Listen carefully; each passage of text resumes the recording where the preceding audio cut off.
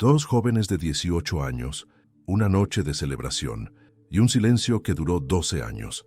En mayo de 2005, Sandy Martínez y Ashley Thompson desaparecieron sin rastro durante una fiesta de graduación en Miami, Florida. Sus familias buscaron desesperadamente respuestas que nunca llegaron. La policía investigó cada pista, pero el caso se volvió frío como las noches del invierno. ¿Qué secretos oscuros se ocultaban en esa mansión? ¿Por qué dos chicas brillantes con todo el futuro por delante simplemente se desvanecieron? Durante más de una década, estas preguntas atormentaron a una comunidad entera. Pero en 2017, cuando las excavadoras llegaron para demoler la propiedad, descubrieron algo que cambiaría todo para siempre. La verdad estaba enterrada, literalmente. Y lo que encontraron en las profundidades de un pozo abandonado revelaría una conspiración que involucró drogas, corrupción y un encubrimiento que duró más de una década. Esta es la historia real de cómo la justicia finalmente llegó, 12 años demasiado tarde. Asegúrate de suscribirte al canal para no perder más casos como este y cuéntame en los comentarios desde dónde estás viendo. El aire nocturno de Miami se llenaba de música latina y risas juveniles. La fiesta de graduación de la escuela secundaria Coral Gables se extendía por toda la mansión de los Rodríguez, una familia adinerada del exclusivo barrio de Pinecrest. Palmeras iluminadas decoraban el jardín, mientras cientos de estudiantes celebraban el fin de una etapa. Sandy Martínez, de 18 años, llegó acompañada de su mejor amiga Ashley Thompson.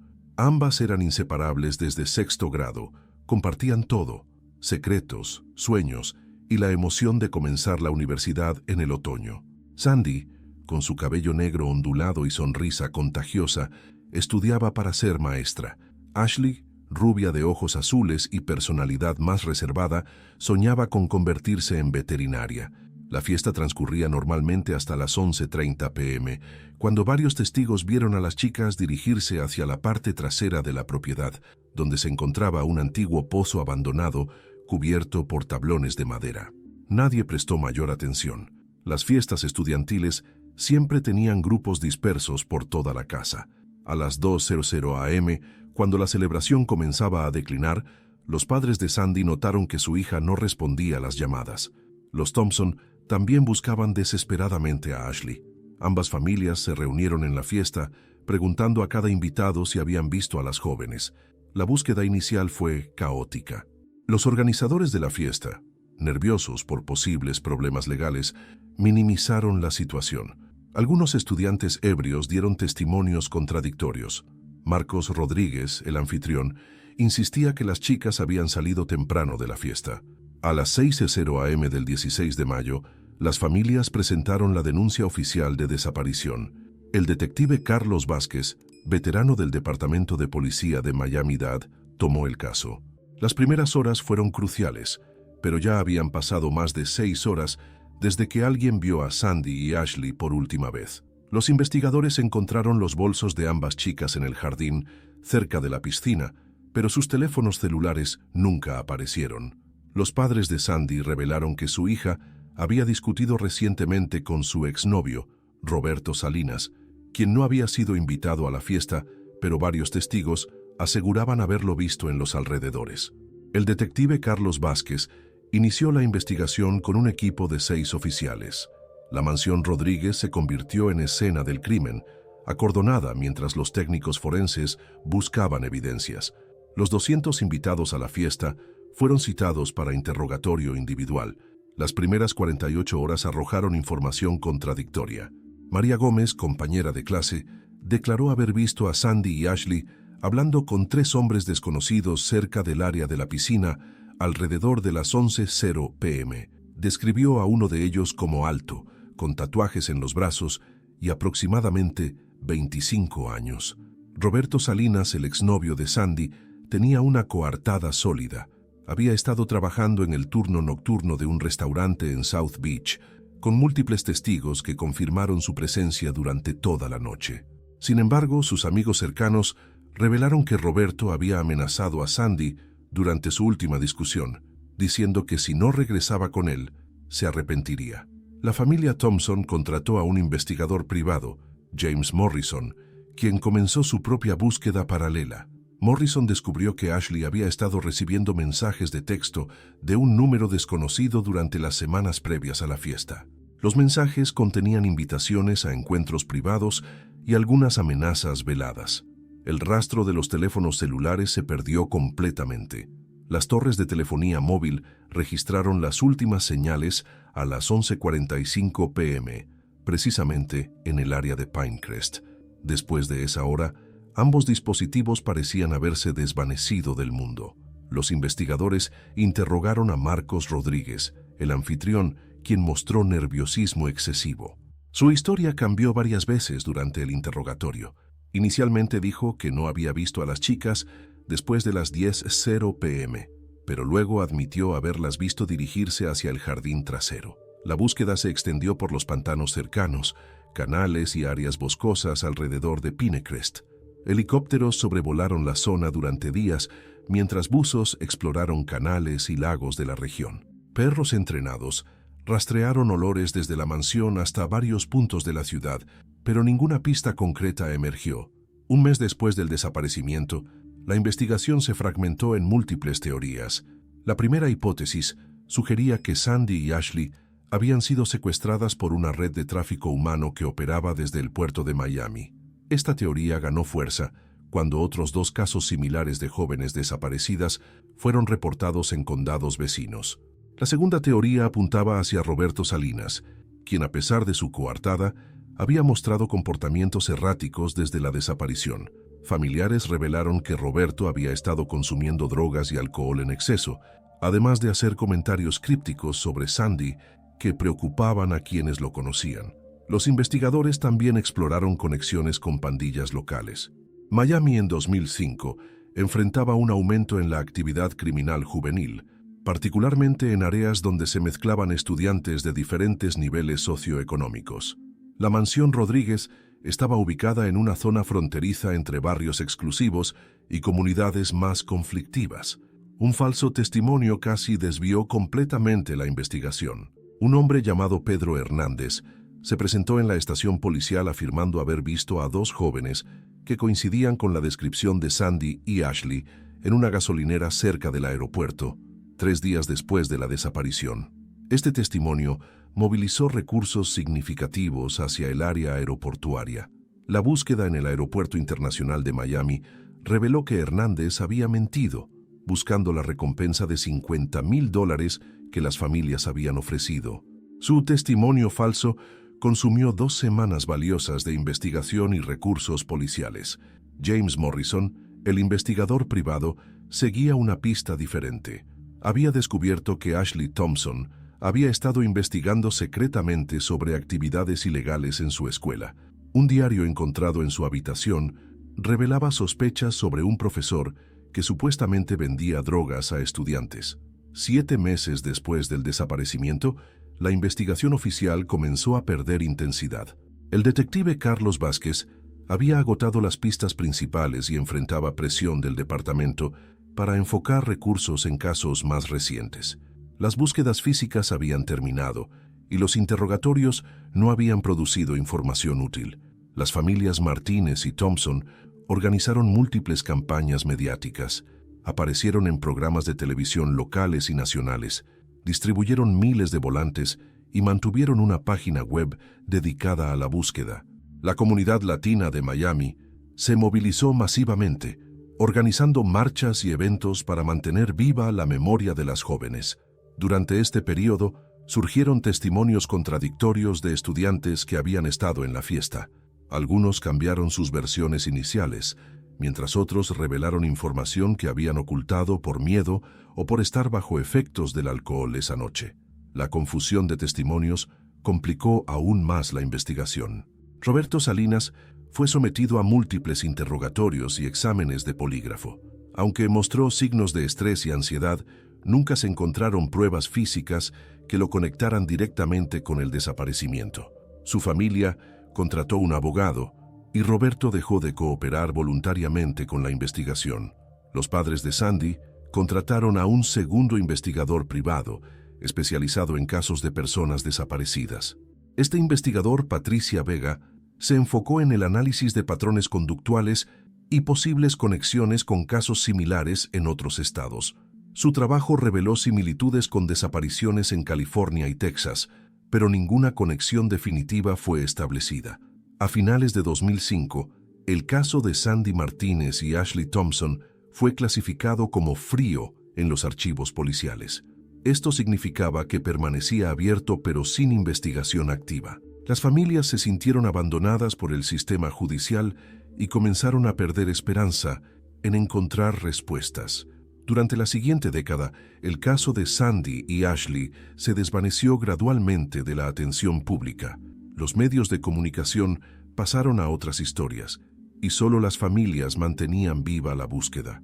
Cada aniversario del desaparecimiento, los Martínez y Thompson organizaban vigilias y renovaban sus súplicas por información. En 2008, una pista falsa reactivó temporalmente la investigación. Un convicto en una prisión federal afirmó conocer la ubicación de los cuerpos, a cambio de beneficios en su sentencia. Las autoridades invirtieron recursos en verificar su información, pero resultó ser completamente fabricada. Los años pasaron sin avances significativos. Roberto Salinas se mudó a otro estado, intentando reconstruir su vida lejos de las sospechas constantes. Marcos Rodríguez, el anfitrión de la fiesta, vendió la mansión familiar y también se reubicó, según él, para escapar de los recuerdos traumáticos. En 2010, las familias crearon la Fundación Sandy y Ashley, una organización sin fines de lucro dedicada a ayudar a otras familias con casos de personas desaparecidas. La fundación proporcionaba apoyo emocional, recursos legales y asistencia en campañas de búsqueda. Patricia Vega, la investigadora privada, continuó trabajando en el caso de forma intermitente. En 2012, descubrió que varios testigos de la fiesta original habían sido amenazados para cambiar sus testimonios. 2 estudiantes revelaron confidencialmente que habían recibido llamadas telefónicas anónimas, advirtiendo consecuencias si hablaban sobre lo que realmente vieron esa noche. El detective Carlos Vázquez se retiró del departamento de policía en 2013, pero mantuvo contacto con las familias y ocasionalmente revisaba el expediente. Vázquez admitió privadamente que el caso lo había obsesionado durante años y que sospechaba que información crucial había sido ocultada desde el principio. 12 años después de la desaparición, una compañía de desarrollo inmobiliario adquirió la antigua propiedad de los Rodríguez para construir un complejo residencial de lujo.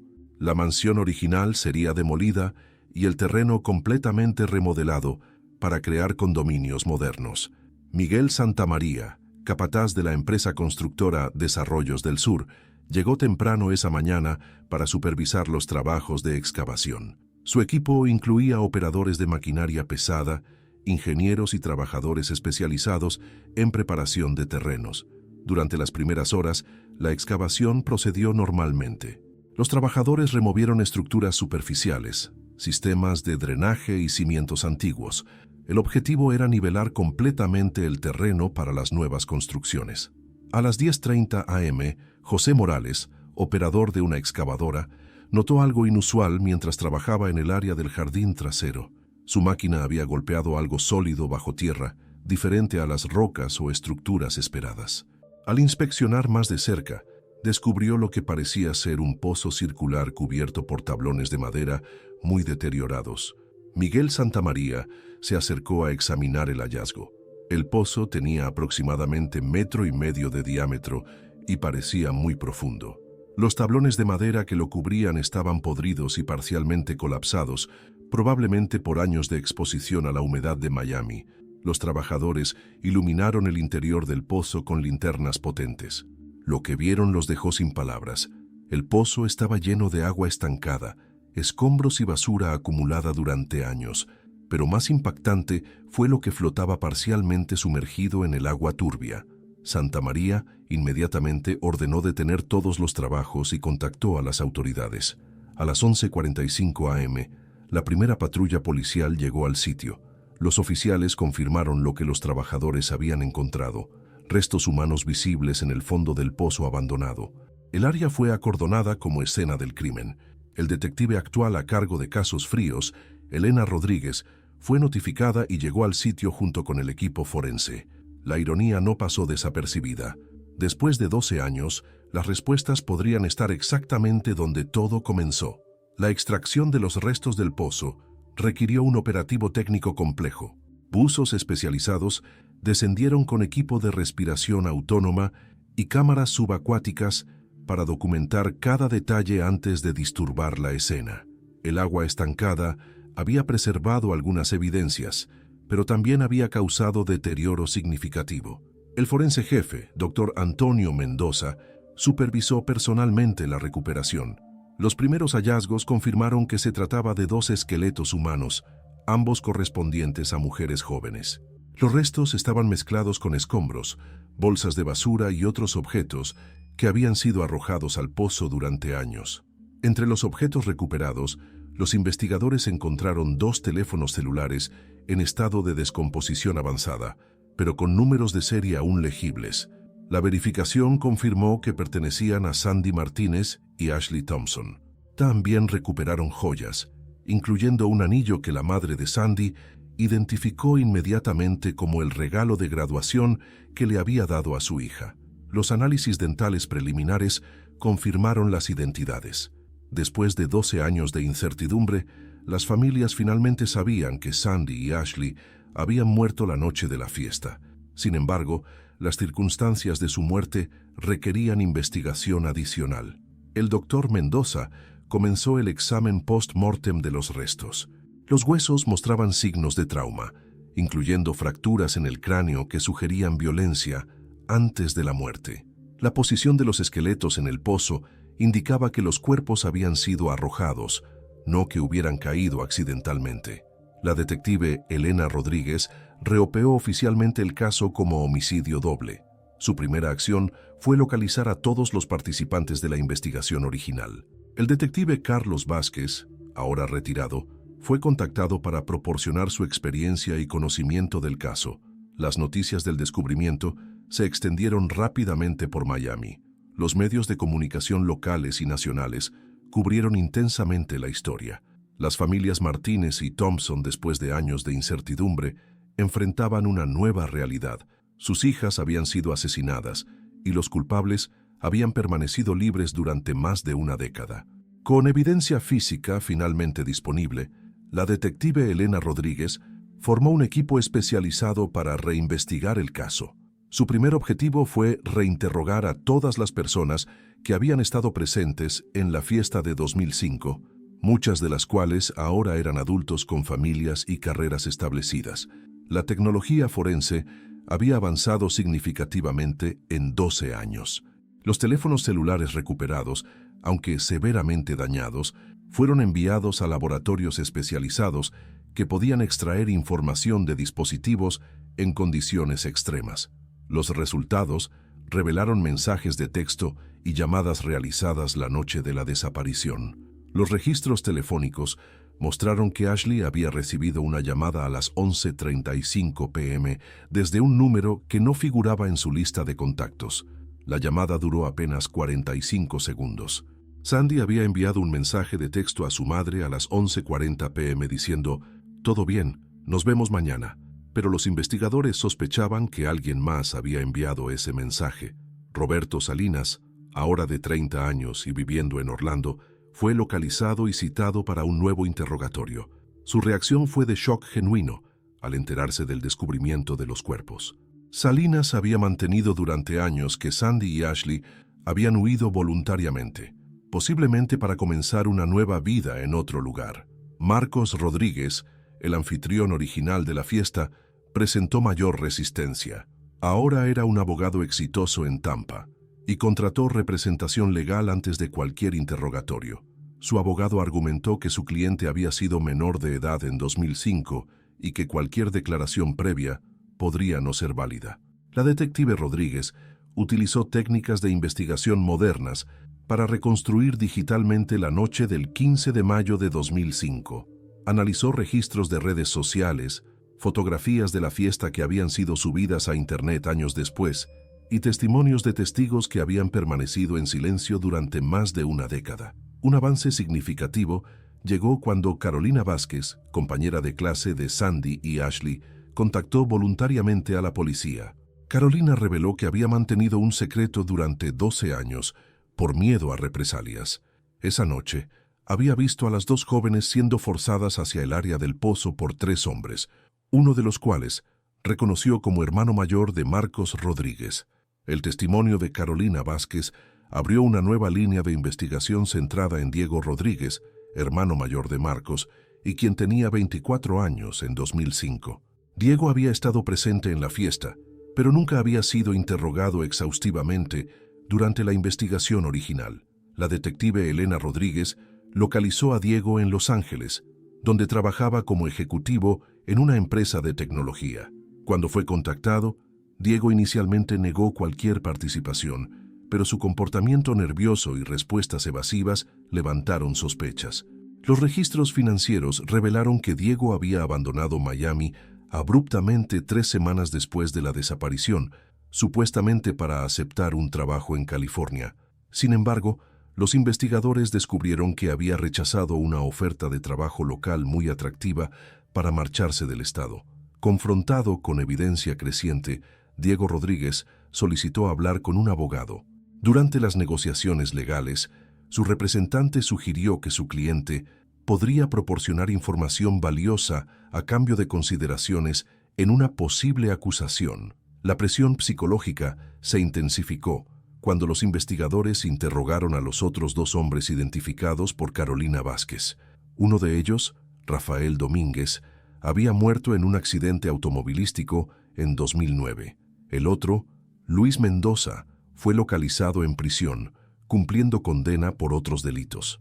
Luis Mendoza, enfrentando una sentencia de por vida bajo la ley de 3 strikes, decidió cooperar completamente con la investigación. Su confesión reveló detalles escalofriantes sobre la noche del 15 de mayo de 2005. Según Mendoza, él, Diego Rodríguez y Rafael Domínguez habían estado vendiendo drogas durante la fiesta.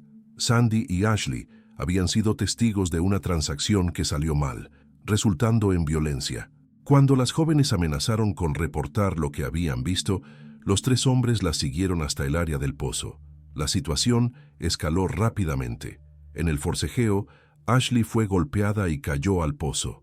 Sandy intentó ayudar a su amiga, pero también fue empujada. Los 3 hombres, en pánico, arrojaron escombros al pozo y lo cubrieron con tablones de madera, creyendo que podrían ocultar el crimen para siempre. La confesión de Luis Mendoza proporcionó a los fiscales la información necesaria para presentar cargos formales. Diego Rodríguez fue arrestado en Los Ángeles y extraditado a Miami para enfrentar cargos de homicidio doble. Su hermano menor, Marcos, fue acusado como cómplice después del hecho por ayudar a ocultar el crimen. El juicio se convirtió en un evento mediático nacional. Las familias Martínez y Thompson, después de 12 años de incertidumbre, finalmente veían la posibilidad de obtener justicia para sus hijas. Los medios de comunicación cubrieron intensamente cada desarrollo del caso. Diego Rodríguez inicialmente se declaró inocente, pero la evidencia física y testimonial era abrumadora. Los análisis forenses de los restos confirmaron que ambas jóvenes habían sufrido traumas contundentes antes de morir. Los teléfonos celulares recuperados contenían evidencia digital que corroboraba la versión de Mendoza. Durante el juicio, emergieron detalles adicionales sobre la corrupción que había afectado la investigación original. Varios testigos admitieron haber sido amenazados o sobornados para cambiar sus testimonios. La familia Rodríguez había utilizado su influencia económica y social para proteger a Diego durante la investigación inicial. El detective Carlos Vázquez, ahora de 65 años, testificó sobre las frustraciones que había experimentado durante la investigación original. Admitió que había sospechado de conexiones familiares de los organizadores de la fiesta, pero la presión política y la falta de evidencia concreta habían limitado su capacidad de investigación. En octubre de 2017, Diego Rodríguez fue declarado culpable de homicidio doble y condenado a 2 cadenas perpetuas sin posibilidad de libertad condicional. Su hermano Marcos recibió una sentencia de 15 años por obstrucción de la justicia y complicidad. Las familias Martínez y Thompson expresaron sentimientos mixtos después del veredicto. Aunque agradecían que finalmente se hubiera hecho justicia, nada podría devolver a sus hijas. María Martínez, madre de Sandy, declaró que el dolor nunca desaparecería completamente, pero que al menos podrían encontrar algo de paz sabiendo la verdad. La Fundación Sandy y Ashley continuó su trabajo, ahora con renovado propósito. Las familias utilizaron la atención mediática para abogar por mejores recursos para investigar casos de personas desaparecidas y reformas en el sistema judicial para prevenir la corrupción que había obstaculizado la justicia durante tantos años. El caso de Sandy Martínez y Ashley Thompson se convirtió en un símbolo de perseverancia familiar y la importancia de nunca abandonar la búsqueda de la verdad. Sus muertes, aunque trágicas, llevaron a cambios positivos en las políticas de investigación criminal y conciencia pública sobre casos de personas desaparecidas. La historia concluyó con una ceremonia memorial en el lugar donde una vez estuvo la mansión Rodríguez. Las familias plantaron 2 robles jóvenes en honor a Sandy y Ashley, creando un espacio de reflexión y memoria. Las placas conmemorativas recordaban a 2 jóvenes cuyas vidas fueron cortadas prematuramente, pero cuyas memorias inspiraron cambios duraderos en su comunidad. 12 años después de su desaparición, Sandy y Ashley finalmente pudieron descansar en paz, sabiendo que la justicia había prevalecido y que sus familias nunca habían dejado de luchar por la verdad. Si has llegado hasta aquí y quieres ver más historias como esta, te invito a suscribirte al canal y activar la campanita de notificaciones para no perderte ninguna historia. Deja tu like para que podamos seguir compartiendo más historias como esta. Hasta la próxima.